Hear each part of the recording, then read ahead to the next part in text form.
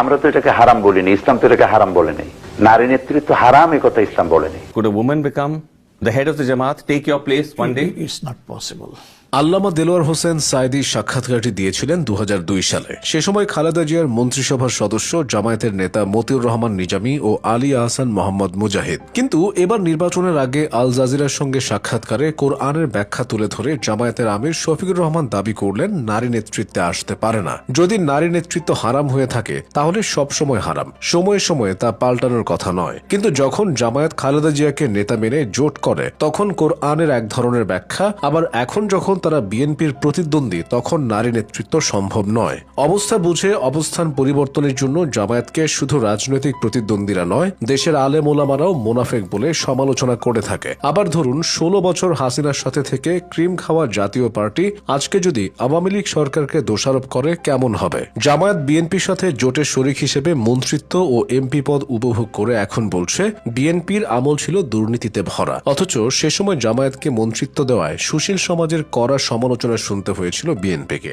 বলা হয়েছিল রাজাকারের গাড়িতে বাংলাদেশের পতাকা লাগানোর দায় বিএনপিকেই নিতে হবে। এরও আগে যদি যান জিয়াউর রহমান বহুদলীয় গণতন্ত্র প্রতিষ্ঠা করাতেই জামায়াত বাংলাদেশের রাজনীতি করার সুযোগ পায়। গোলাম আজম পাকিস্তান থেকে বাংলাদেশে প্রবেশের সুযোগও পান জিয়ার বদৌলতে। এর আগ পর্যন্ত দলটির রাজনীতি ছিল নিষিদ্ধ।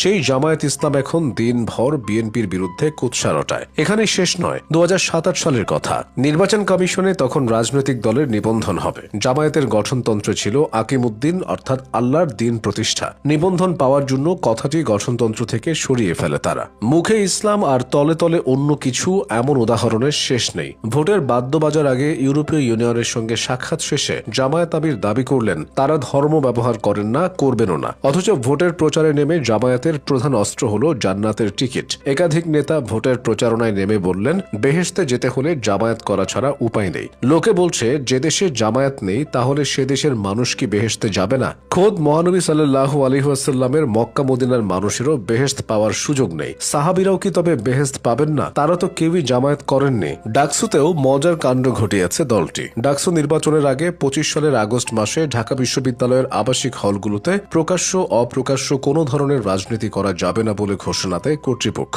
মূলত জামায়াত শিবিরের চাপেই এমন সিদ্ধান্ত নেওয়া হয়। সে সময় শিবির এই দাবিতে মধ্যরাতে কয়েকশো ছাত্রছাত্রীকে দিয়ে বিশ্ববিদ্যালয়ে মিছিল করায়। রাত 1টার দিকে শিক্ষার্থীরা রাজু ভাস্কর্যের সামনে বিক্ষোভ সমাবেশ শেষে উপাচার্যের বাসভবনের সামনে অবস্থান নেন। রাত 2টার দিকে উপাচার্য অধ্যাপক নিয়াজ আহমেদ খান ও প্রক্টর সাইফুদ্দিন আহমেদ সেখানে শিক্ষার্থীদের সঙ্গে কথা বলেন। বিক্ষোভরত শিক্ষার্থীদের সাথে ঘণ্টাব্যাপী আলাপ আলোচনা শেষে রাত 3টার দিকে প্রক্টর সাইফুদ্দিন আহমেদ হলগুলোতে প্রকাশ